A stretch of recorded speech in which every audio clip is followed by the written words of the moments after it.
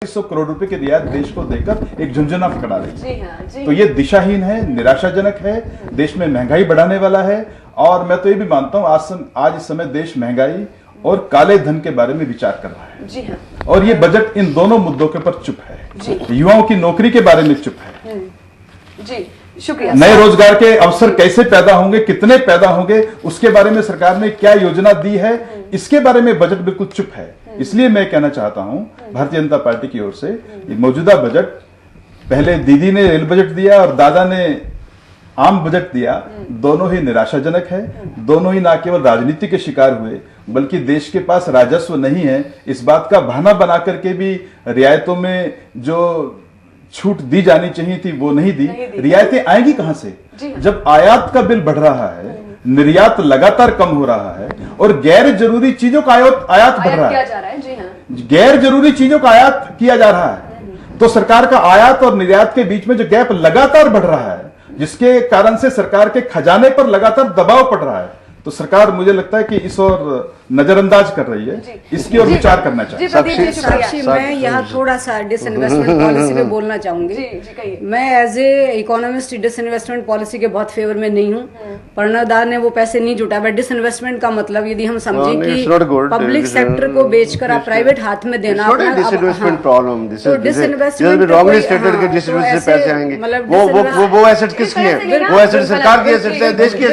मैं साक्षी जी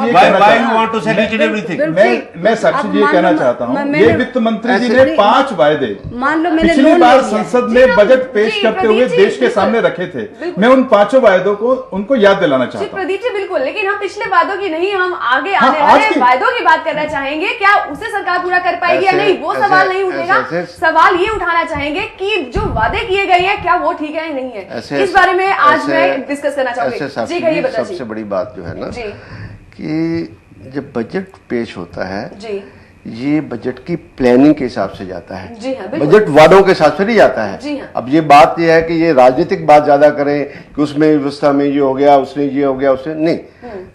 सबसे अच्छा बजट कौन सा होता है?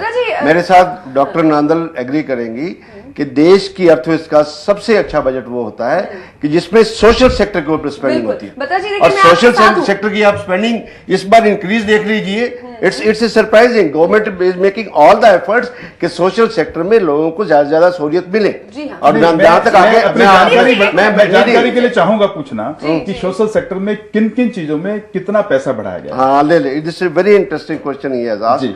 द थिंग इज ओनली कि आप ये देखिए कि टोटल सोशल सेक्टर के अंदर इस बार पिछले साल से 18.6% इंक्रीज हुई है।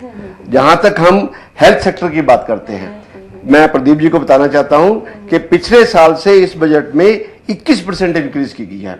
जहां तक एग्रीकल्चर की बात है, इसमें 18% इंक्रीज की गई है। जहां तक एजुकेशन की बात है, एजुकेशन में सबसे ज्यादा इंक्रीज हुई है, 21.6% इंक्रीज हुई है। जब 52 करोड़ कुछ बजट था, इस बार 61 करोड़ बजट आया वहां पर। तो ये मैडम नांदल एग्री करेंगी हमें हमारे डिफेंस सर्विसेज के लिए, हालांकि हमें अपने देश की सुरक्षा भी करनी है, तो डिफेंस बजट के ऊपर भी 17% इंक्रीज हुआ है। तो प्रदीप कहते हैं आपको मैं यहाँ पर रोकना चाहूंगी। अगर हम डिफेंस की बात करते हैं, रक्षा प्रणाली की बात करते हैं, तो हमारा रक्षा उत्पादन प्रतिष्ठान अभी भी उच्च गुणवत्ता की जो वर्दी है, जूते हैं, वो तक प्रोड्यूस नहीं कर पाता, पैराशूट से प्रोड्यूस नहीं कर पाता। ऐसे कि आप नहीं, आप देश की सुरक्षा के साथ कोई कॉम्प्रोमाइज नहीं कर सकते, बिल्कुल नहीं कर सकते। ऐसे कि मैं आपको बताना चाहता हूं कि पिछले साल जो ये अर्थव्यवस्था की इंक्रीज थी पिछले साल से 11.2% थी। अब इस टाइम 17% की गई है। तो उसके ऊपर किसी अर्थव्यवस्था में डिफेंस की स्पेंडिंग के ऊपर ये सवाल कर रही हूँ कि उसका क्या फायदा जब रिजल्ट ये आपके मिसनॉमर्स हैं कि जो चाहिए हो गए वो हो गए। नहीं, दिस आर मिसनॉमर्स। ये भारत नहीं, साक्षी में एक बात कहना चाहूंगा कि भारत के लोकतंत्र की खूबसूरती है कि रक्षा बजट पर सभी दल, सत्ताधारी दल और विपक्षी दल देश की सुरक्षा को अहम मानते हुए उसमें अपने साथ चलते हैं और उसको बढ़ाया जाना चाहिए। ये स्वागत योग्य है। लेकिन रक्षा के मामले में और अलग से चर्चा हो सकती है। मैं समझूंगा कि रक्षा इट्स पार्ट ऑफ बजट। जो जूते और जो उसकी जो बात कर रही है, हमारी पहले आर्मी को हम डिफरेंट पर्सपेक्टिव से देखते थे। आर्मी आजकल बहुत एडवांस आर्मी होने लग रही है और कुछ टाइम के अंदर आप देखेंगे, क्योंकि देखो एफडीआई आपने अलाउ नहीं की है। क्यों नहीं अलाउ की है डिफेंस के अंदर? क्योंकि आपके सिक्योरिटी कंसर्न खड़े हो जाते हैं। बिल्कुल खड़े होंगे, क्योंकि आप उस एरिया को ओपन नहीं करना चाहते हो। तो जो डिफेंस का जो सेक्टर है, आप कह रहे जूते और जो सब कुछ है हम नहीं बना पाए। हमने पहले आर्मी को हमने डिफरेंट पर्सपेक्ट में देखा है। आज की आर्मी है वो डिफरेंट दुनिया भर की इंजीनियरिंग। दूसरी इकोनॉमी से कंपैरिजन करें तो यूएसए में टोटल जो हमारा डिफेंस प्रोडक्शन है वो प्राइवेट के हाथ में है, प्राइवेट जो हमारा सेक्टर है उसके हाथ में है। भारत में ऐसा क्यों नहीं किया जाता? वो इसलिए नहीं किया जाता है, भारत के जो आपके जो बाउंड्रीज देखिए वो कितनी सेंसिटिव बाउंड्रीज हैं आपकी। आपको बहुत सेंसिटिव होकर चलना पड़ता है आर्मी के कंसर्न के। अकेले जूते और जो जैकेट वाली बात नहीं कर सकते आप। आपको सिक्योरिटी कंसर्न देखना होता है कि यदि आप किसी अदर लोगों को आप घुसाओगे उसमें आपके जो सिक्योरिटी कंसर्न है वो डिस्टर्ब होंगे नहीं होंगे। लेकिन स्टिल आर्मी के अंदर देखिए दुनिया भर की इंजीनियरिंग है, मेडिकल कोऑप्स हैं, उनके नंबर्स अभी इंक्रीज होने लग रहे हैं। तो after some time you will feel कि जो ये जो नंबर्स है वो भी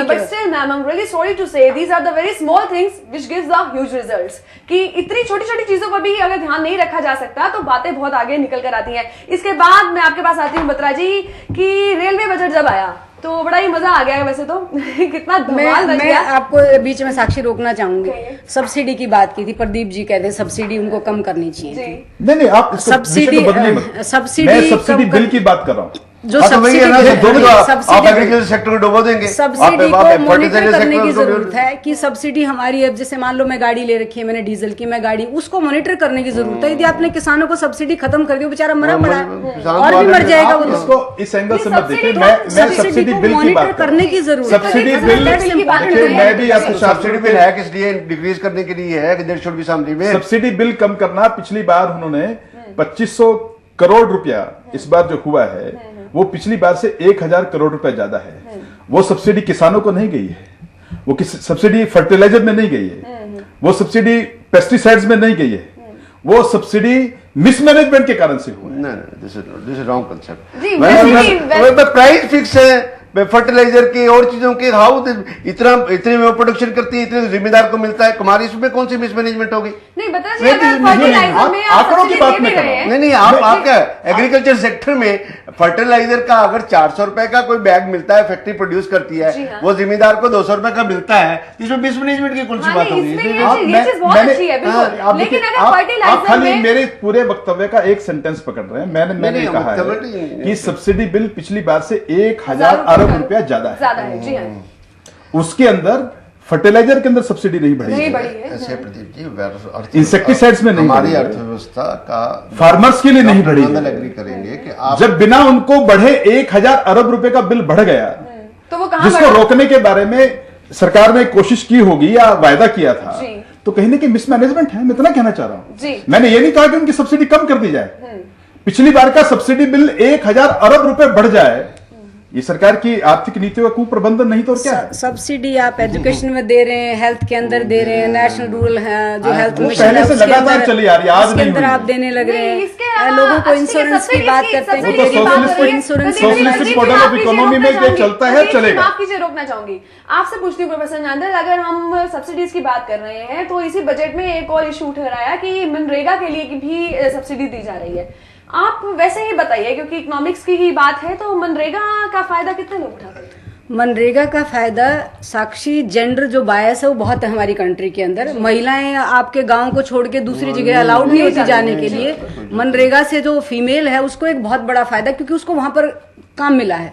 अदरवाइज गांव में उसको काम नहीं मिलता होता है। और वैसे भी जो अनऑर्गेनाइज सेक्टर में जो महिलाएं काम करती हैं उनको बराबर का काम करती है, फिर भी वेज उनको कम मिलता है। तो कम से कम ये जो सेक्टर है जहां पर जो लोग बैठे हुए हैं, तो मनरेगा के थ्रू कोई न कोई तो काम मिल सकता है। लेकिन आप हरियाणा को भूल जाइए एक मिनट, आप उड़ीसा के अंदर जाके देखिए मनरेगा कितने अच्छे रिजल्ट्स हैं, क्योंकि उतनी सारी उनको जॉब्स ही नहीं मिलती हैं। तो थ्रू मनरेगा वो कुछ टाइम तो आपको काम मिला है ना। यहाँ पे मनरेगा तो यहाँ पर मतलब अकेले आप Haryana, you are living in a very prosperous state. आप कहें जो एक मजदूर है वो जी 250 में 300 में काम करने के लिए तैयार है। अब वहां पर इतना कितनी माइग्रेंट लेबर, आपके यूपी के कितने लोग आते हैं यहाँ पर, बिहार के कितने लोग आते हैं यहाँ पर, इवन जो है राजस्थान के कितने सारे लोग, अपनी यूनिवर्सिटी के अंदर देख लीजिए कितनी सारी बिल्डिंग चली हुई है। तो जब भी लोग शिफ्ट करते हैं ना, जो पॉवर्टी है, जॉब्स की अपॉर्चुनिटीज नहीं है, नहीं तो अपने एरिया को कौन छोड़ना चाहता है। मतलब कोई नहीं जाएगा स्टेट के अंदर से मनरेगा के पर जो भी सब्सिडी दी गई है वो फायदेमंद है। मनरेगा के अंदर देखो जो एम्प्लॉयमेंट जनरेटेड जो प्रोग्राम है, यदि वो प्रॉपर उनकी मॉनिटरिंग यदि है तो वहां पर कोई सब्सिडी देने में प्रॉपर मॉनिटरिंग तो सभी की होनी चाहिए। क्यों मनरेगा की प्रॉपर मॉनिटरिंग है? प्रॉपर, क्योंकि बिगिनिंग है, इट्स ए बिगिनिंग नाउ। यदि कंप्यूटराइज या इस तरह से आप जो है वेज है थ्रू जो है डायरेक्टली उनके अकाउंट के अंदर शिफ्ट होंगे, तो मॉनिटरिंग जो है सिस्टम को आपको अपग्रेड करने की जरूरत है। कोई ऐसा सॉफ्टवेयर हम डेवलप करें, कितने सारे हमारे इतने सारे जो इंजीनियर्स हैं यूएस यूके जाके काम करते हैं, तो ऐसा हम कोई सॉफ्टवेयर डेवलप करें कि डायरेक्टली उनके अकाउंट के अंदर वो पैसा चला जाए जो कि वो काम करते हैं। तो जब भी आप शुरू तक मॉनिटरिंग की, तो हमारे रही है थोड़ी सी प्रॉब्लम। क्यों रही है? क्योंकि गैप हो जाते हैं सेंटर और स्टेट के बीच में। अब some state they are cooperating, some state they are not cooperating. मैं अपने अगले सवाल पर बढ़ना चाहूंगी जो मैंने बीच में शुरू किया था। बत्रा जी, मैं सबसे आपको जो बड़ी इंपॉर्टेंट बात है कि भारतवर्ष डिफरेंट कल्चर जो यूनाइट हुई है वो हमारा देश है। और भारतवर्ष की जब अर्थव्यवस्था की बात करते हैं, अर्थव्यवस्था को सुचारू ज़्यादा चलाने के लिए लोगों को अपनी मानसिक प्रवृत्ति भी बदलनी होगी। जी बिल्कुल। जहाँ तक हम मानसिक प्रवृत्ति बदलने की बात है, इस हिंदुस्तान में कोई भी बदलने को तैयार नहीं है। जी। ये चाहे आप आंख बंद के बात करो, चाहे आंख खोल के बात करो। जहाँ तक मनरेगा की बात आती है, NHRM की बात आती है, किसी मिसयूज की बात आती है, कौन मिसयूज करता है? It's the mental of the people. जी बिल्कुल।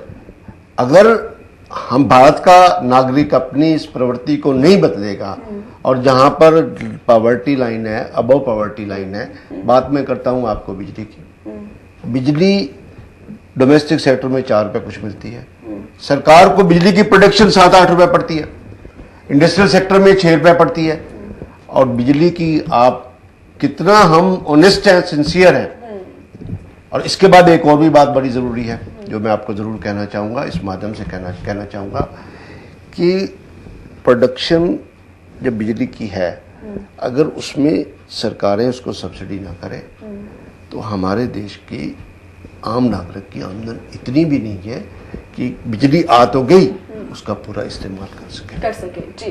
तो ये हमारी एक मल्टीफेरियस अर्थव्यवस्था के कोई भी पहलू देख लीजिए, जब से देश आजाद हुआ आपका, ये बात नहीं कि इसका राज आया उसका राज आया, वो बात नहीं है। अब जिसका बस लगे कोई बिजली चोरी करता है तो सरकारें क्या करें? जी बिल्कुल, सरकारें राजनीतिक भी बड़े कंस्ट्रेंट्स होते हैं कि जिस वजह से चलने पड़ते हैं, जो इकोनॉमी के डिफरेंट एस्पेक्ट्स हैं। इसके अलावा मैंने बीच में एक चर्चा शुरू की थी, एक आपसे सवाल पूछने लगी थी कि जब रेलवे बजट पेश हुआ तो जितने भी, हम बात नहीं करना चाहेंगे कि दिनेश त्रिवेदी जी ने जो बजट दिया उसमें कितने पैसे, कितना किराया बढ़ाया गया, क्या सब्सिडी दी गई, हाँ उसकी बात नहीं करना चाहेंगे। हम सिंपल इतनी सी बात करना चाहेंगे कि दिनेश त्रिवेदी जी को बहुत ही एक उनकी, अगर हम बात करें तो बड़ी इंटीग्रिटी के लिए जाना जाता है। 8 साल के बाद कहा जाता है कि फेयर इंक्रीज किया गया था, क्यों हटाया गया उन्हें? हमने नहीं हटाया, ना ही कांग्रेस सरकार ने उसको हटाया। और ये वोटर को सोचना पड़ेगा, वोटर को सोचना पड़ेगा, एलाइज मत लेके आइए, प्रॉपर मेजोरिटी दीजिए किसी पॉलिटिकल पार्टी को, यदि वोटर को सोचना पड़ेगा। जी बिल्कुल, ठीक है। इसके बाद आज के टाइम में इकोनॉमिक रिफॉर्म्स की बहुत जरूरत है, इकोनॉमिक रिफॉर्म्स बहुत जरूरत है आज के टाइम में। रेट बढ़े, इन्फ्लेशन इतनी ज्यादा बढ़ी, महंगाई बढ़ी, लोगों की अर्निंग कैपेसिटी भी बढ़ी, जी हाँ, लोगों की स्पेंडिंग कैपेसिटी भी। इसके बाद इसी बात के चलते हुए हमारे प्रधानमंत्री मनमोहन सिंह के